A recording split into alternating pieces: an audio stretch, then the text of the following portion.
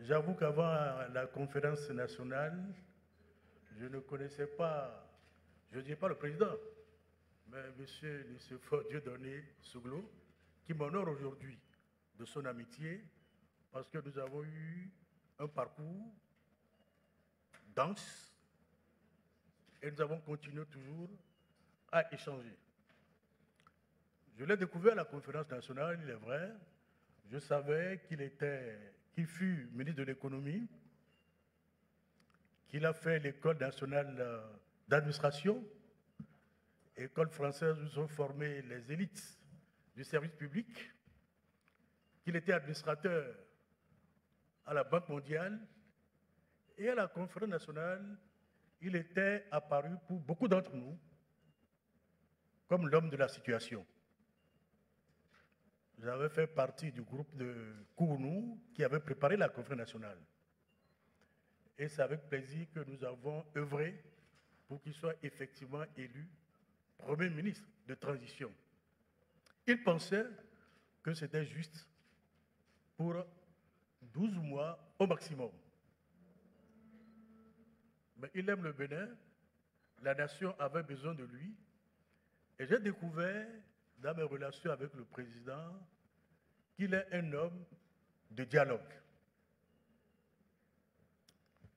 Je ne sais pas les raisons pour lesquelles, quand il a décidé d'être candidat à l'élection présidentielle, il m'a sollicité pour être son porte-parole. Je pouvais l'accompagner partout. C'est comme cela que nous avons commencé à cheminer dans tout le Bénin. Il a traversé des moments difficiles qui m'ont donné l'occasion d'aller le voir directement dans sa chambre pour prendre les consignes. Ce qui crée déjà un rapprochement et une confiance entre nous. Il a été élu président de la République dans des conditions que nous savons tous. Il n'a pas pu prêter serment le 1er avril, compte tenu de sa santé. Il n'a fait que le 4.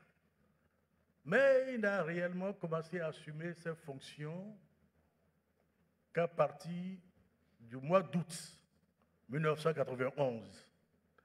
Et ça a été la première manifestation de son rayonnement sur lequel je reviendrai plus tard. Mais j'ai découvert dans sa pratique de gouvernance qu'il est un homme de dialogue. En 1994, lorsqu'il y avait, après la dévaluation des tensions sur les mesures sociales à prendre entre l'Assemblée nationale et le président de la République, il n'hésitait pas à appeler les anciens présidents de la République, qui répondaient tous présidents. Kérékou, Maga, Zissou, Awadegbe, de Souza, pour échanger. Il sollicitait également le président de l'Assemblée nationale, à l'époque Adrien Oumbedi, pour trouver toujours des solutions aux problèmes qui s'opposaient à la nation. Et ce dialogue, il a déjà commencé quand il était Premier ministre.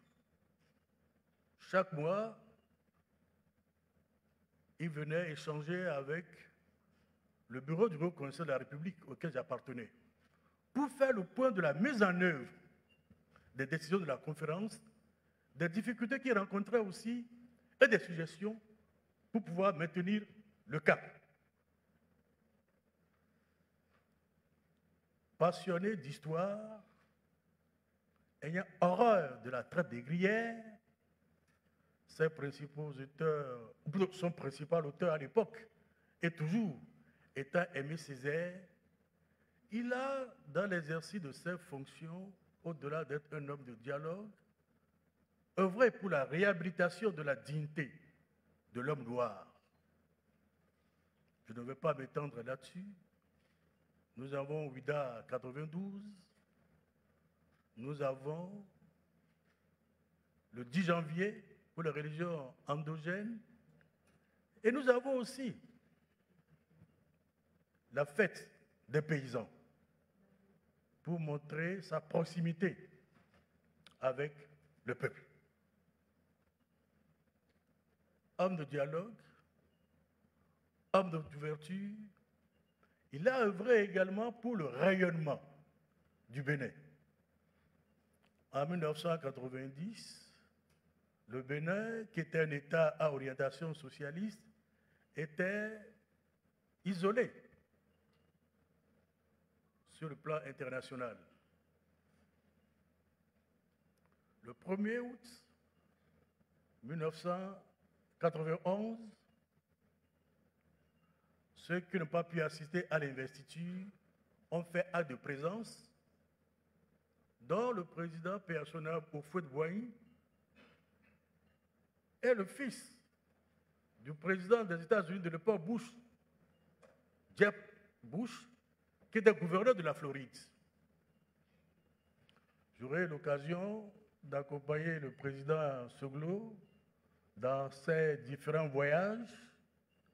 Grâce à lui, je garde toujours la photo de la visite au président Bush dans son bureau ovale. Et pour la première fois, sommes citoyens d'un petit pays noir. J'ai accédé au bureau ovale. Mais nous ne sommes pas simplement allés aux États-Unis. L'Asie, le Japon, la Chine, la Corée, Europe du Nord, Danemark, Pays-Bas. Nous avons déjeuné avec la reine des Pays-Bas de l'époque. J'ai eu la chance de dire que moi aussi, j'ai déjeuné à la table d'un roi et d'une reine. Nous sommes également allés dans les pays du Golfe. Ce rayonnement international a continué, puisque quand j'ai quitté les affaires étrangères, le président de Robert, mon doyen à la faculté, a continué également à profiter de ces opportunités.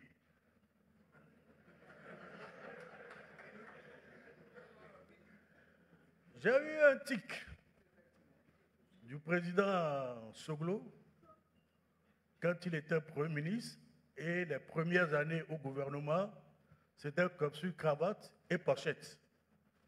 J'ai toujours gardé la pochette. Voilà pourquoi je me suis dit, je vais garder les habitudes pour porter un témoignage vivant de la qualité de nos relations.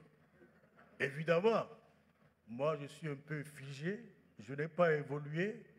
Comme il s'affirme comme 10 fils de l'Afrique, désormais, vous ne le verrez plus en costume cravate.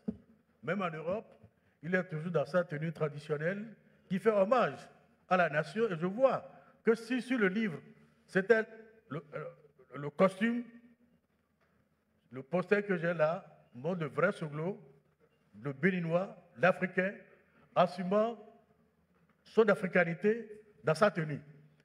Et pour finir, j'ai voulu être bref compte tenu du temps.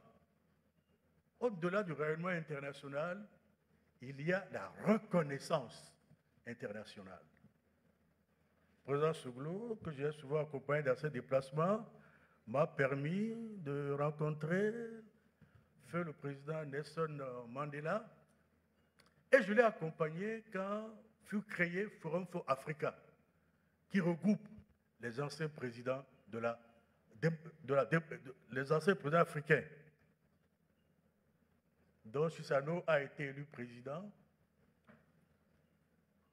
malgré la présence de grandes personnalités comme Jerry Rawlings et tant d'autres, les Tanzaniens, les Nigérians, les Malgaches. Le président Soglo a été choisi pour être vice-président de Forum for Africa, forum dont le président d'honneur est Nelson Mandela. Voilà le témoignage que je voulais partager avec vous. Un État non plus béninois, mais ivoirien, qui dit toujours « il ne faut pas long ce qui est court ».